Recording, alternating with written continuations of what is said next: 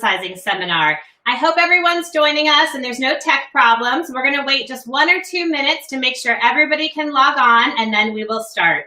And afterwards, you can either chat with us on YouTube. If you're watching through YouTube, you can chat with us during the presentation or after. But I'm going to hop on Facebook Live on Jennifer Young Homes to answer any questions you may have. And you can chat with us on Facebook, YouTube, email us. It's jennifer@jyhteam.com. But we're happy to answer any questions during the presentation, or again, I'll be on Facebook Live on Jennifer Young Homes afterwards. So we'll start in just 1 moment and talk about how to prepare your home for sale. We used to do these seminars, of course, in person, and I can't tell you how much I miss interacting with everyone, having a live audience and having people ask great questions and communicating with them afterwards. So I can't wait to have everything be over and safer so we can start interacting again. But I think we'll go ahead and start. Let me just make sure once more this is working and live. I think we're ready to go.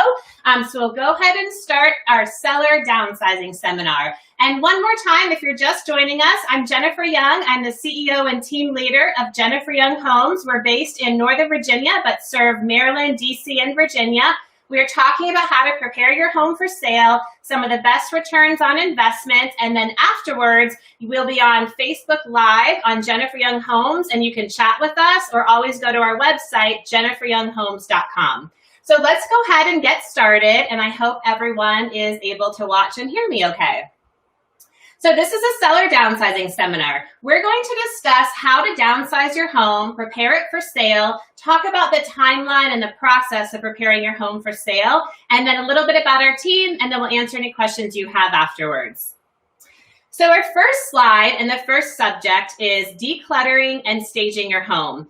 Often we go into homes and the number one thing we recommend is decluttering. And this is applicable whether you have a condo, townhome, or single family home. I think most of you listening probably have a single family home and you're looking to downsize to something smaller. And I know it can be overwhelming. So the good news is part of our service is we can come by either virtually or in person, and we can walk the whole house with you and give you an idea of what needs to be decluttered room by room. And then we have the best stager in the DC metro area who can also do a staging consultation for you.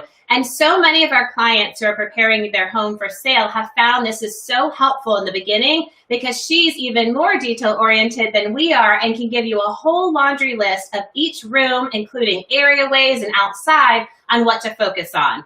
But when you start boxing things up and packing it up, and we're going to talk about what to focus on, it is completely appropriate to box things up in storage bins or boxes and either put them nicely stored in your basement or in your garage. And that's the number one thing you can start with, especially with this extra time at home, if you're thinking about preparing your home for sale, especially if you've been in your home for a long time and you have things just packed to the roof, like some of us do in some of our rooms. Start donating, getting rid of things, clearing things out.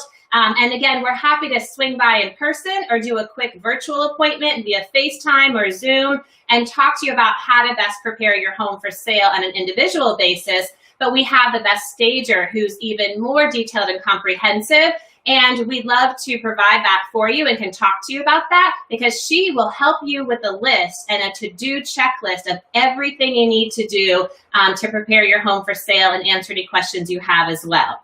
So getting into our first slide, decluttering and staging. This is a before and after example of a home that's an Eden area on this side, and it is full of stuff. There's things all over the table. There's bookshelves that are cluttered. I'm going to actually pause 1 moment and make this larger to make sure everyone can see. Hopefully it helps a little bit. And so what you want to do is declutter everything and have it more presentable and cleaner lines like this picture. So clearing off tabletops, clearing off counters. Every bookshelf can still have books and pictures in it, but thin all the items out and make sure it's not overcrowded is some of the best things you can do for decluttering. Because when a buyer and their realtor come to see your home, we don't want them focusing on your stuff, right? We want them focusing on the great space that you have, all of the updates that you have. We don't want them focusing on all of your personal items. So room by room, from the foyer to the hall closet, living room, kitchen, we want you clearing countertops, boxing up all the little tchotchkes and small things, getting all those items in storage, and really making sure each space is clean and open, and the focus is that room and the 1 or 2 pieces of furniture you have, and not an overwhelming amount of personal items. So again, just simply decluttering a table and clearing it off and then staging it with placemats or chargers is a great way to do it. Updating lighting is what they did. Thinning out bookshelves is a great thing to do.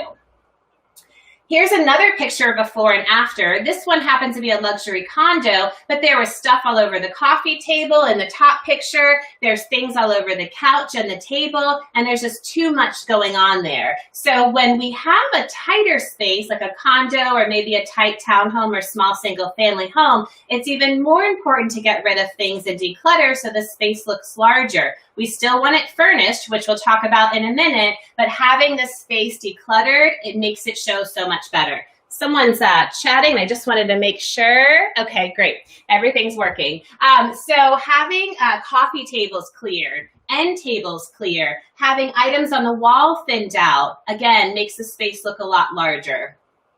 This is a before and after in a basement. So the before picture is a basement full of stuff. It's very cluttered. And then the after picture, everything's out of the rec room and people can easily walk through the room. And that's what we want, because we want people, again, to focus on the room and your updates and not your personal items. And remember, when you're showing your house for sale, it's going to be a buyer and sometimes the whole family and the realtor. So you don't want them having to maneuver around a lot of different items stored or furniture. You want clean lines, open spaces. It shows so much better in the photography and videography, and it shows so much better in person. Give me 1 more minute. Sorry, I think I just have to make this a tiny bit larger. I just want everyone to be able to see it. Okay, hopefully that helps a little bit. Bear with me 1 more minute. Okay, so staging, there we go. I forgot on these that actually pushing it back makes it larger. Okay, all right, back to the presentation. So in the rec room, clear everything off and then make sure it's clean lines and all the small items are removed. This is a great example of a townhome, a luxury townhome that's decluttered, and it's simply nicely staged. There's a couple pictures on the wall, a couple items on the coffee table and the end table, a beautiful rug, a couch, and that's about it. And then they have an eat-in dining room table. Sometimes it's really hard to separate those spaces, but it's important you define those spaces. So having an area rug with an eat-in table, a curio cabinet like they do, and then the separate living space is really important. And again, we don't want much stuff everywhere. So on a coffee table, a lamp is appropriate and a picture, but not anything beyond that. Hide the remote controls, hide the fan remotes, things like that. This is another example of a luxury townhome where the space is kind of a dual family room space. There's bookshelves here, which they've cleared out. We believe in keeping some personal items, such as a picture or two and books, but not having too much in the bookcases. So it's okay to have some personal items, but not too much stuff. You really want to declutter those areas.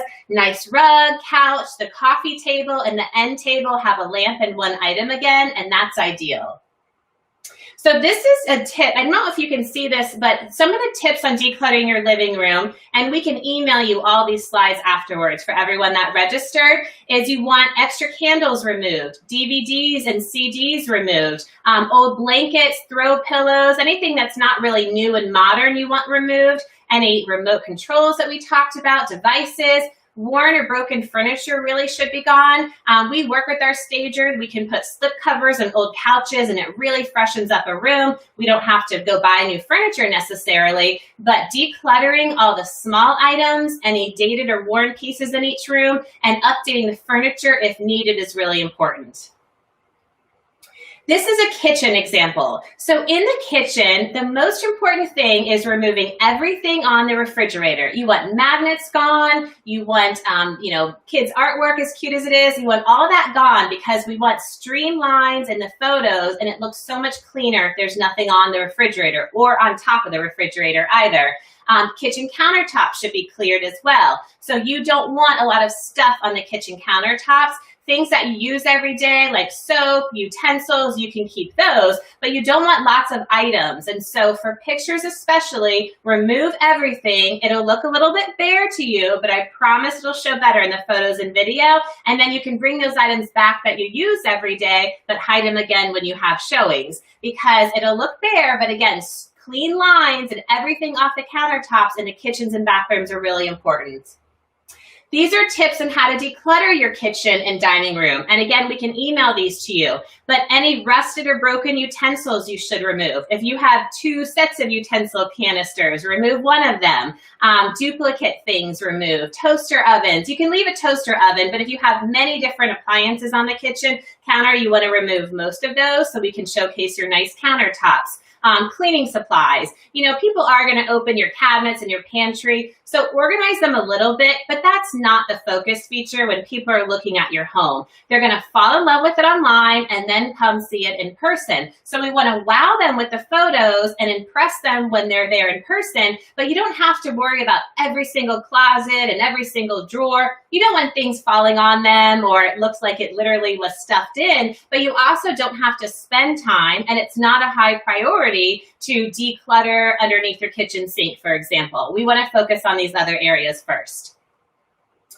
This is a before and after example of a bedroom that's simply been decluttered and lightened up a little bit. In this picture, the blinds are down and there's stuff on the bed and there's a treadmill there and the bed's not made and it doesn't look very good. And in this picture, the treadmill is moved and set up nicely to be an exercise area. Blinds are open, the bed's made, all the stuff is gone, and that's what we want. You can store things under your bed as long as we don't see them when they're on the tour of the home. And this is tips on how to declutter your bedroom. So you want to remove pillows that are no longer a nice presentation maybe on your bed. If you have a bunch of them, remove some of them. Loose papers, a bunch of cords. If you have your phone chargers around, you want to remove all of those. Your nightstand should look like your end tables in your living room, a light, a clock maybe, and one personal item or book, and that's it. We all have stuff that we accumulate, but you want to declutter all of that, including nightstands and end tables in the bedrooms. Clothes that you never wear, old wire hangers maybe from a laundromat or something you want to remove. The closet, if you have a walk-in closet, we will have that be a focus point in the marketing. So we do want it organized and to look nice in the photos. But if you have a standard closet, you just open the door and close it. It's not usually a marketing feature. So we want you to organize it, but not spend maybe as much time as if you have a walk-in closet. Then we do want things stored nicely. We don't want clothes, falling or almost falling from the top shelf. Shoes organized nicely. If you can, get your off-season clothes out of the closet and into storage so it looks better. That's a great idea. Buyers, especially women, might focus on the walk-in closets, but basic closets aren't really a focus feature in marketing, so it's not as important. So let's talk about staging now. So decluttering is the #1 thing you can do to prepare your home for sale. After that, it's staging. So logistically, if you're thinking about preparing your home for sale in a week or two or a year or two, decluttering is the #1 thing to do. Start getting rid of everything. And on that note, we work with awesome companies from stagers I told you about, organizers, professional organizers, junk removal people. They even make some donations and give you the tax benefit for that. And so decluttering is the best thing to do. After that, it's staging your home. And that's where we come in with our professional stager and go room by room and look at all the items that need to be done to prepare your home for professional photos and video. Because even just moving a couch on a certain angle or some end tables, it makes a huge difference in presentation online. And about almost 100% of buyers are looking for their home online before they come see it in person. So wowing them online has never been more important.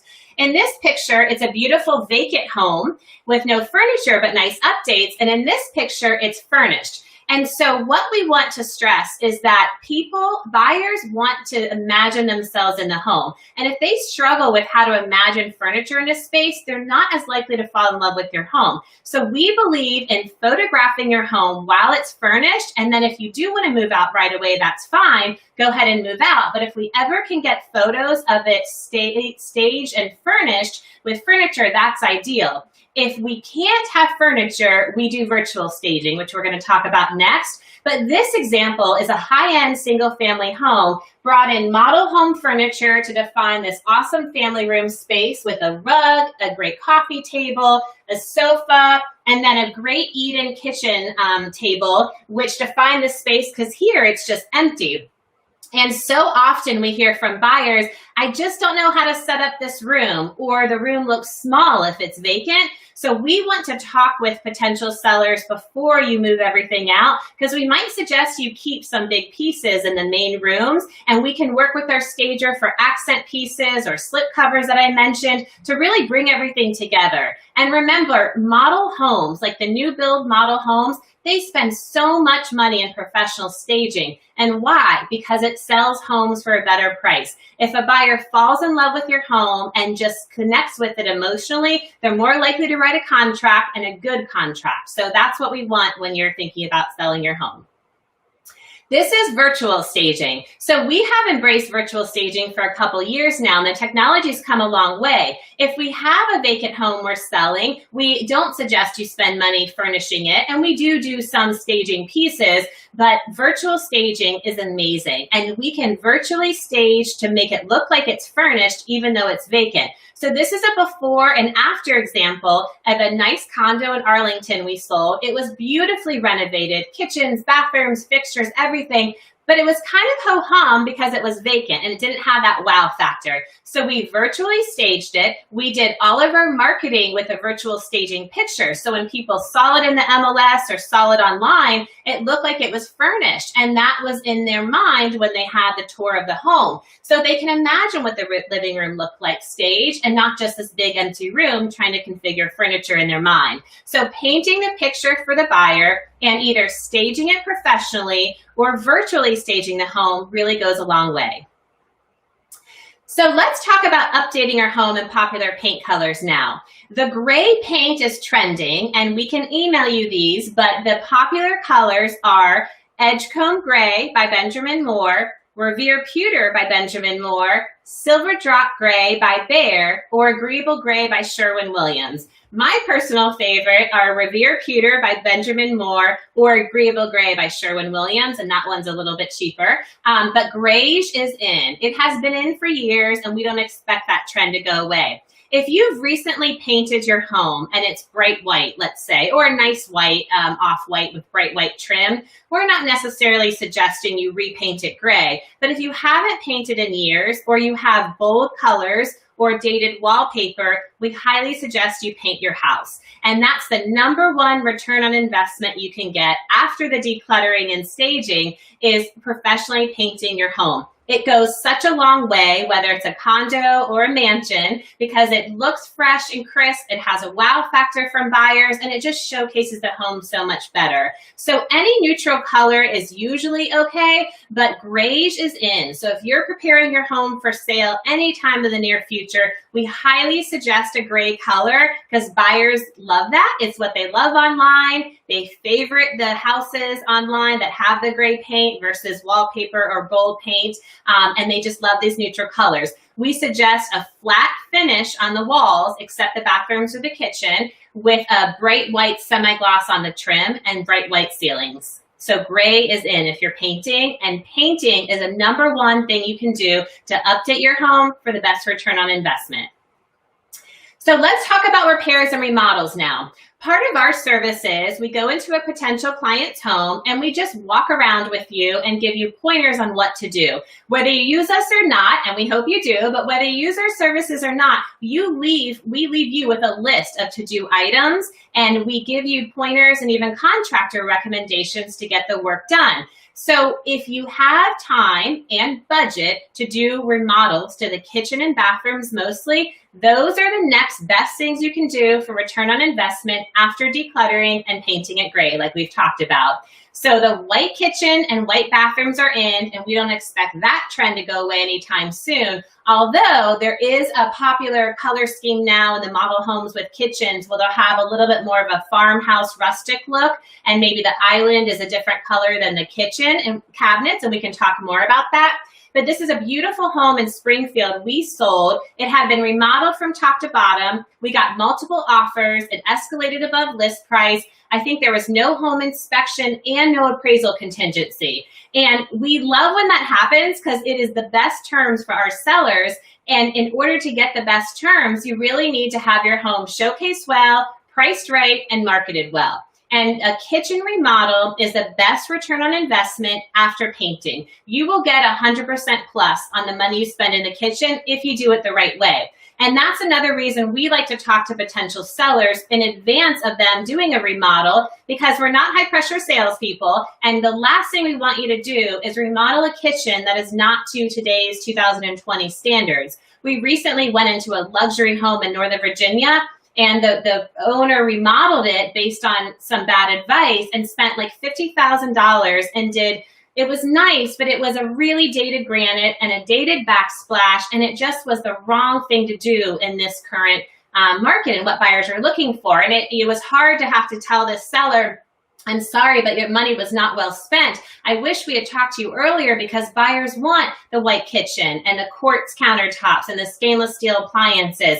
and the herringbone or marble backsplash. They don't want the old dated granite or dark backsplash. So we can talk about that. And again, we can look at your home quickly virtually and just make some suggestions if you'd like.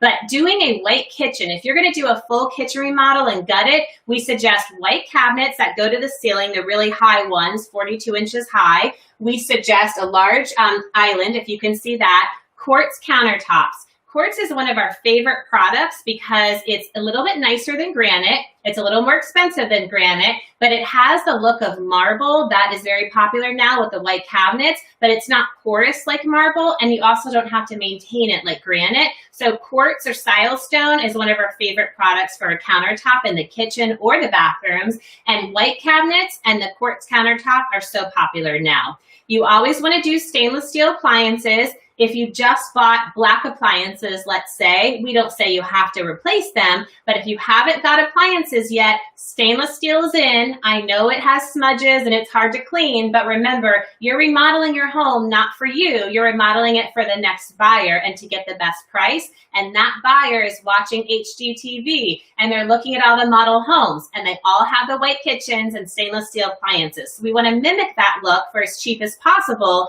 to get you the best sales price and the best return on your money.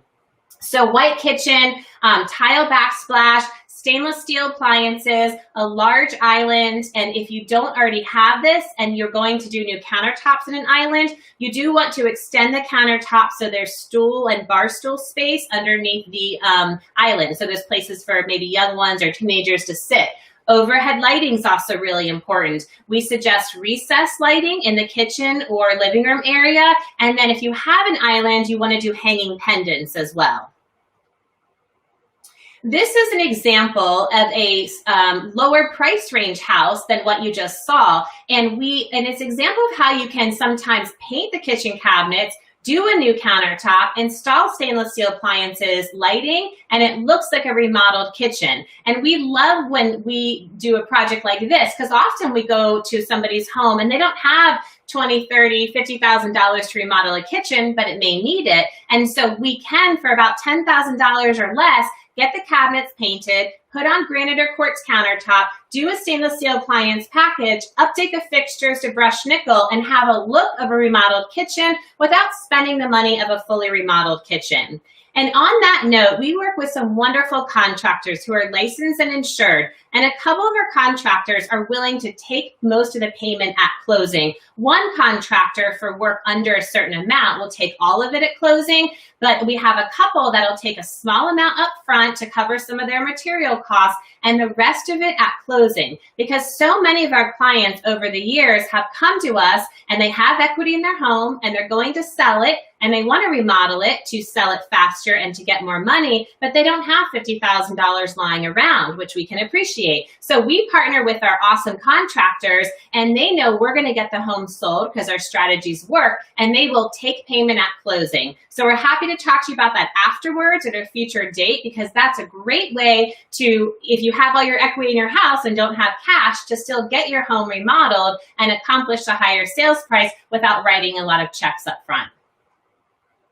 This is a bathroom example. So the bathrooms are really important too, but they come after the kitchen. So painting is number one, then the kitchen remodel, then the master bathroom. After that is a full bathroom in the hallway if you have one, but the master bath is the most important after the kitchen. And there's two ways of doing a bathroom, just like the kitchen. We can just do a new vanity, paint, and do fixtures and call it a day for not that much money, and that does make a big impact. But if you have the budget and the time to go through a remodel, then gutting that master bathroom and doing some reconfiguration will get you a great return. And again, we want to work with you on the beginning stages of that, because we've gone into some bathroom remodels and we wish we were involved earlier because they didn't reconfigure it, yet they gutted the whole thing. So if you have a house built in the 80s or 90s, for example, and it's a single family home, they often were built with these big corner tubs with tile around them and a decent sized stall shower. But what's popular now, if you have a big master bathroom, is an oversized glass shower, a freestanding smaller sized tub,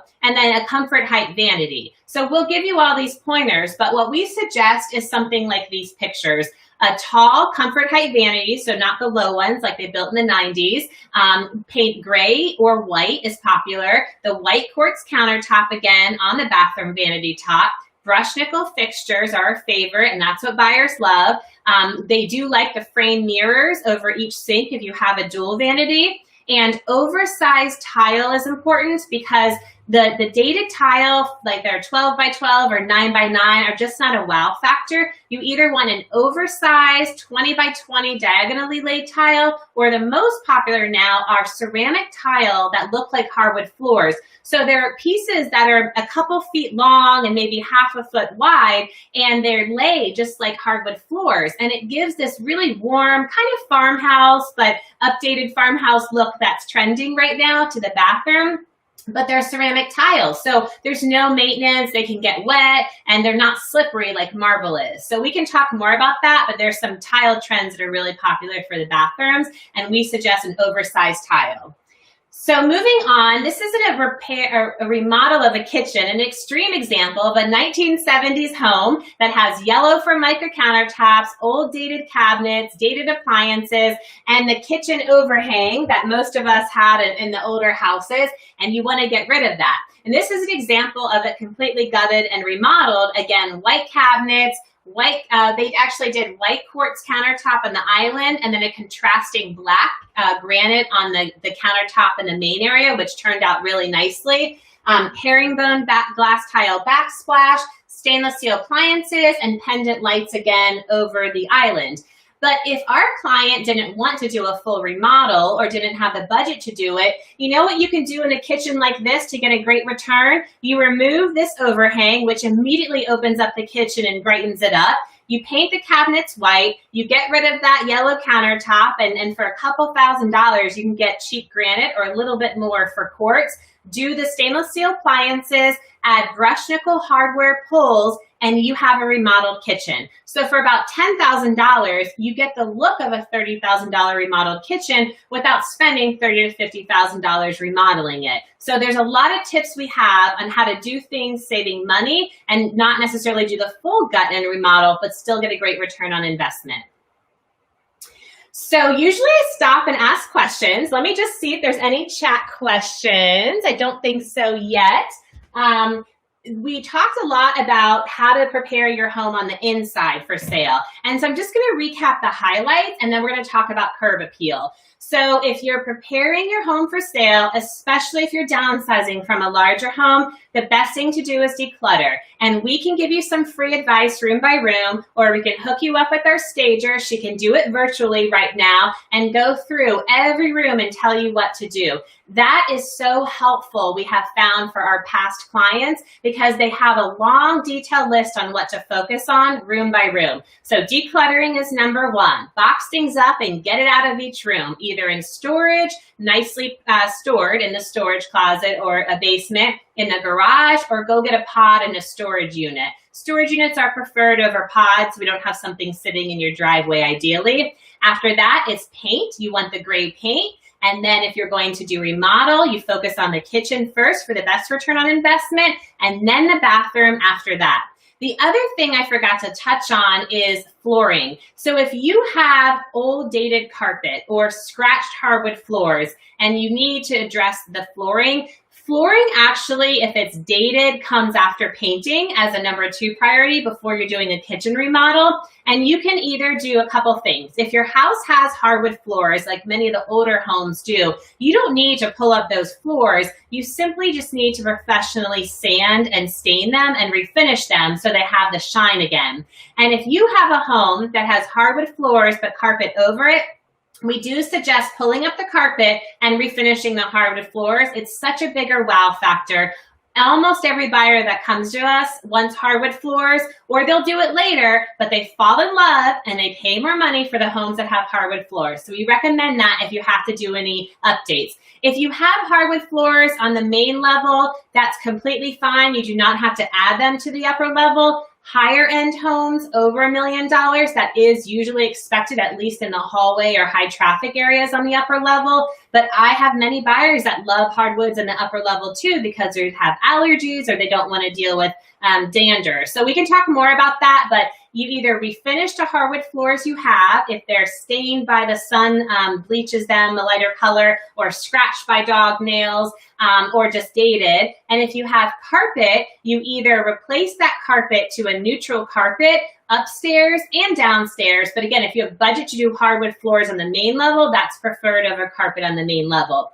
And a quick tip on carpet is that you can get a mid-grade carpet, but upgrade the pad and it'll feel like an upgraded carpet. It's a way to save money, but have more of a wow factor when buyers are coming for your home because it feels like a high-end carpet when really it's just a mid-grade carpet, but a very upgraded pad. It makes it bouncy and feel like a high-end carpet. So those are some tips on how to declutter and remodel the inside of your home for the best return on investment. We're going to touch on curb appeal now. So we want buyers to fall in love with your home, again, online. And of course, outside pictures are so important. We also do HD video now on all of our listings. And our videographer is so awesome. He has his equipment somehow come through like the sky. Sometimes he uses drones. Sometimes he's on a ladder. And so we have a video of them entering your home because we want buyers to feel like they're walking through your home when they're looking at the video tour on their iPad at 10 o'clock at night. And curb appeal is a big part of this because if you've remodeled your inside but have forgotten about your outside, you're not going to have that wow factor or a great first impression. So what we suggest doing is immediately getting quotes on things. And we have great contractors, landscapers, power washers, if you'd like a quote. And you want to have the plan in place, but not do it until you're a week or two out from listing. Because we don't want you doing landscaping and curb appeal now, and then work on decluttering and remodeling your home, and then 2 months down the road, you're ready to take photos and go live, but then the landscaping needs to be updated again. So have the quote approved, plan in place for the landscaping and curb appeal, but don't pull the trigger yet until you're ready to go live with the photos and video so it looks fresh and nice and inviting. And we can also do amazing things with our photographer where we can make grass a little bit greener or edit things out if we need to. But the basic curb appeal are power washing areaways, walkways, the front porch, making sure there's no mildew because we have so many trees in our area and it gets kind of mildewy over time. Sometimes you have to bleach clean things as well, but a basic power wash usually does it. You want to clear off any dead leaves, any old branches, debris. You want to re-edge landscaping beds, especially in the front of the home. You want to lay down fresh brown mulch. We like brown mulch versus black or red. We just think it photographs better. And again, those are the things you do right before the listing goes live. And of course, if you have any damages on the home, like wood rot or missing shingles, you want to take care of that as well. And we've got contractors for all of those things. So we put a plan in place so you can knock these items out if you have time, but landscaping and curb appeal should be last about a week up to listing so everything looks fresh leading up to the listing.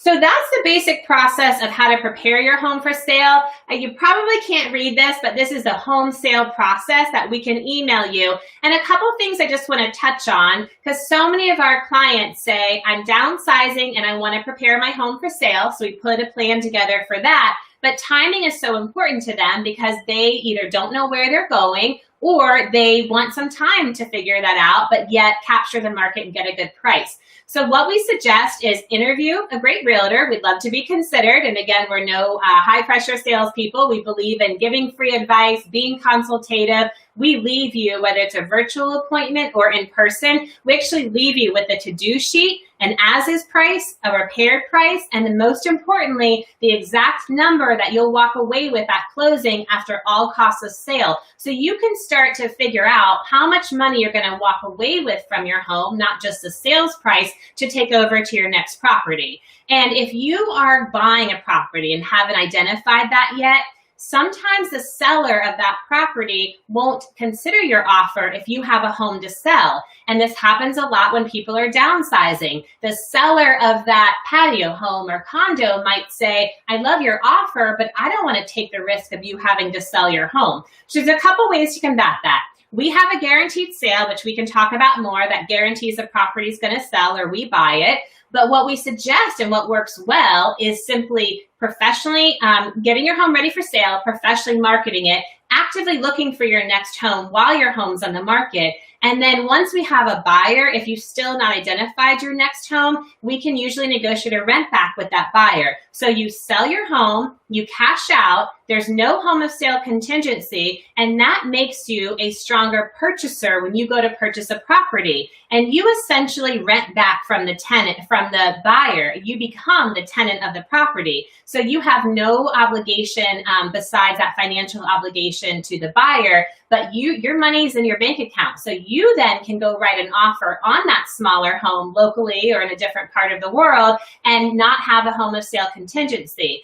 There's a lot of moving pieces there, and that's a summary of the process, but we do this every year with hundreds of families. We help them get the best price for their house and help them get a good value on their purchase. And often selling and not knowing where you're going is a valid concern, but having the flexibility time-wise to be able to sell and stay in your property and not have to rush out is wonderful, because then you become a really strong purchaser when you go to purchase something. So we can talk more about that. We're also very familiar with new home construction. That closing date's very fluid and things are getting delayed a little bit with a lot of the county approval offices shut down. So we also can talk about how and when to list your home so that you're doing a door-to-door move and don't have to do a double move. That's always our goal for our clients, is not having to do a double move. So when you're on the market, of course, you have showings. In the current climate, we have a COVID seller protection program where we can either show your home just virtually and the buyer who buys the property will then come and see it in person, or we provide everyone with PPE, so everyone has booties, gloves, face masks, we have trash cans there, so they only can enter your home if they are a limited number of qualified buyers and they use the right equipment, which we provide. So we can talk more about that, but our team has quickly adapted to make sure our clients are safe, the buyers are safe, and everyone still gets to buy or sell a property if that's their goal. And on that note, we're going to talk about this in a minute. The market's still strong because interest rates are low and buyers are out buying homes right now. We just need to do business differently to keep everybody safe. But once you have showings, we actively get feedback from the buyers, which is so important, because if you have 10 people come through and no offers, something's off. Either we've missed the mark pricing it, or they don't like the way it shows, or something else is going on. So even if it's not good news, we try to engage the buyers and find out why they didn't like the property. And so we ask them a series of questions. And if they didn't like, let's say, a room that was painted purple that you decided not to paint, instead of letting that buyer move on and go find another property, we say, wait a second, if we could paint that room neutral for you or give you a credit for you to do later, would you consider writing a contract? So there's always ways to overcome objections and have a win-win situation. And we have almost 20 years experience doing this. We really don't want a buyer to not write a contract and keep looking because usually they don't come back. We want to see if we can find a way to remove that objection. And sometimes bringing in our cheapest contractors makes a big difference because buyers will walk through your home and they will assume a cost of a repair is 3 to 5 times the cost that it is, a repair or an update. So they'll look at a room painted purple and say, gosh, it's going to cost $2,000 to paint that room. And we're saying, no, it's probably only $500 to $800. And so, but they don't know. So we quickly get a cheap bid and present that to them. And we do what we can, with your permission, of course, to make the deal happen in our client's best interest. After you have a contract, there's so much that happens in the contract and everything is negotiable, of course. The most important thing to look for is the lender qualification. More than ever, because almost every buyer is contingent on getting a loan, and that contingency runs up to the week of closing. And with the current economy, lenders are going back, they're re-verifying employment, they're asking the employer a lot of questions and making sure that the buyer is going to be able to have their job still. And some buyers are losing their jobs, unfortunately. Some buyers are reduced bonuses, and lenders, if they counted bonus for qualification, we need to know that. So we personally will talk to the buyer's lender, drill them with questions so that when we're presenting an offer to our clients, we're not just talking about the sales price, but we're also talking about how viable is this buyer going to get to closing, because the last thing we want to do is take the house off the market and the buyer can't get financing. So we really do our due diligence up front to make sure the buyer's qualified and we're going under contract with the right buyer. The average contract to close from a seller accepting a contract to going to closing is 30 to 45 days, but it's negotiable. It could also be 60 days or 100 days, but 30 to 45 is average. And then a buyer is allowed to let you, the seller, rent back for up to 60 days after the closing. So if you're a seller looking to downsize or do a move up, you want to capture this market, which is actually strong. We'll talk about that next. But you don't know where you're going, you could still prepare your home for sale. We do awesome coming soon marketing leading up to the listing, a full professional marketing launch. You'll have a lot of showings and probably get an offer within a couple weeks or 30 days. And then you have the whole time the house is on the market, let's say 1 week to 4 weeks, another 4 to 6 weeks of being under contract going to closing, and then up to 60 days if we negotiate a rent back for you. So you have almost 4 months really from beginning of listing your home to moving out to find your next home. So again, we can talk about that more, but there's many creative ways to accomplish maximizing the sales price in the current market, getting a good value on the buy side, and doing a door-to-door move where you don't have to do a double move or pay to have your things in storage. There's a lot of other things that happen during the contract process. The only one I wanted to touch on is the appraisals, because this has changed dramatically.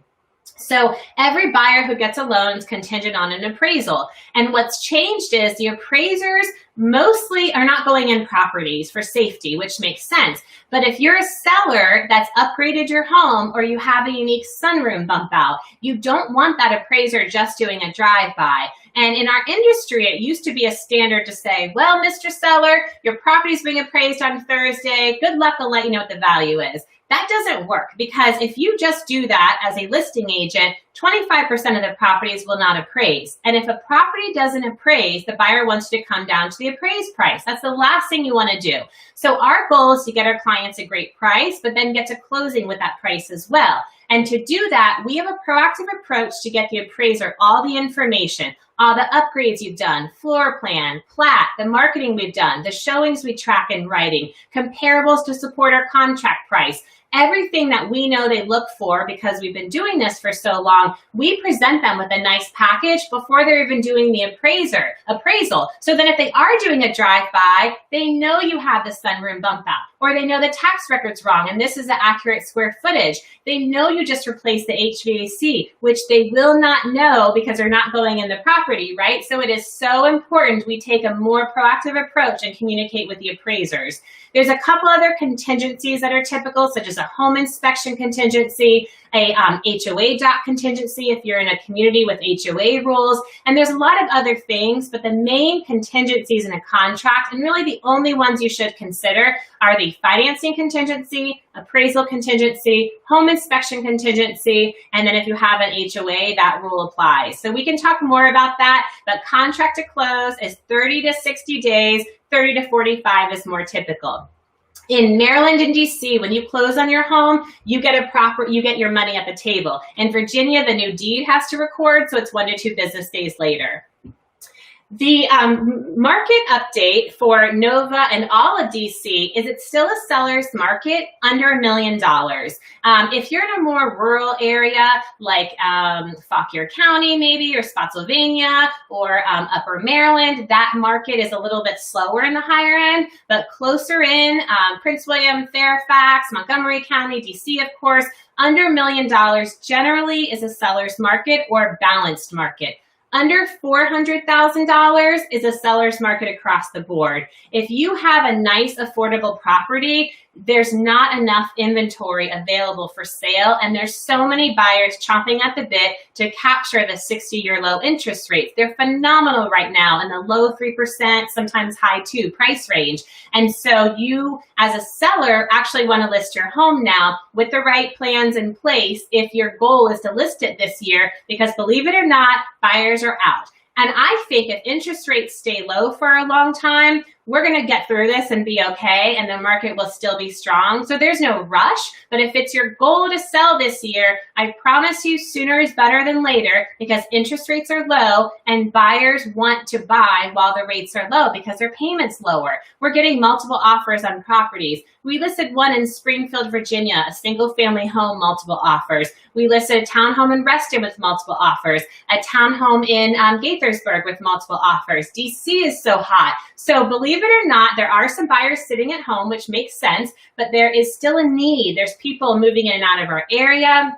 There's financial situations that have changed, or family situations that have changed, and there's still a need to buy and sell real estate. So we're quickly adapting to keep everyone safe and still accomplish the goal for our clients, but it is still a seller's market in the affordable price range especially. Interest rates are historic lows, as we've talked about, high 2% to low 3% range depending on credit, and the average home price in our area is $625. But that's a pretty wide range, and we can talk more about the value of your home in your neighborhood. This is a quick picture of our team. We've been selling homes. I've been in business 19 years full-time, the DC metro area, born and raised. Our team is local. We have different agents who specialize in different markets. So if somebody calls and wants to see your home, our partner can run out and show it to a qualified buyer right away. We sold 432 homes last year, and our most proud numbers are list price to sale price ratios, 99%. So we're very much a straight shooter about what the property is going to sell for and what it's going to appraise for. We're not a realtor who's going to give you a really high price just to make you happy and you hire us, and then we're constantly telling you to reduce the price. So we'll be straight with you about what to do to get a high repaired price, and then what the value will be in its as-is condition, so you can make the best decision. And a quick recap of our marketing. Of course, we have the standard 6-foot-high yard signs. People can call us, text us, email us. We have a field runner full-time in Maryland, DC, and Virginia, checking on all of our properties. We use neighborhood directionals. We do virtual PDF brochures, which is really popular. The best photographer and videographer in the DC metro area we use. We have HD video walkthroughs in all of our listings. We spend over $20,000 a month marketing our property still because it works. So we are taking this very seriously and not cutting back on our marketing, because everyone's sitting at home and they're finding their home online, and then they're contacting us or their agent to see it. So having HD video, having great social media presence, and the most premium spots on the internet is still really important, and really more important than ever. So we've been doing HD video for years and know how to work with all the websites, while some of our friends are kind of catching up, because now it's a must to have video in all of the listings. We also have a moving truck that you can use for free. Any of our clients, once you become a client, you're allowed to use it anywhere in the DC metro area. It's really free advertising for us, so we want you to use it. It's nice, it's a newer truck, it drives really well. So part of our service for our clients is, for life, you can use our moving truck for free. And that is our presentation. So let us know if you have any questions. I am going to wait just a minute or two if anyone's on YouTube watching and wants to chat a question, but I'm actually going to hop on Facebook on jenniferyounghomes.com to answer some questions if anyone has them. And you can also reach out to our website, jenniferyounghomes.com, and chat with us or chat with us on social media. My team is on right now, ready to answer your question or set up an appointment if you'd like us to accurately value your home, or if you'd like on the slides emailed to you. So thank you so much for joining us. I appreciate you listening. Again, it's 703-651-5655 or jenniferyounghomes.com. And I'm going to hop on Jennifer Young Homes Facebook Live right now to answer any questions that you have. Thanks, everyone. Have a good night. Talk to you soon.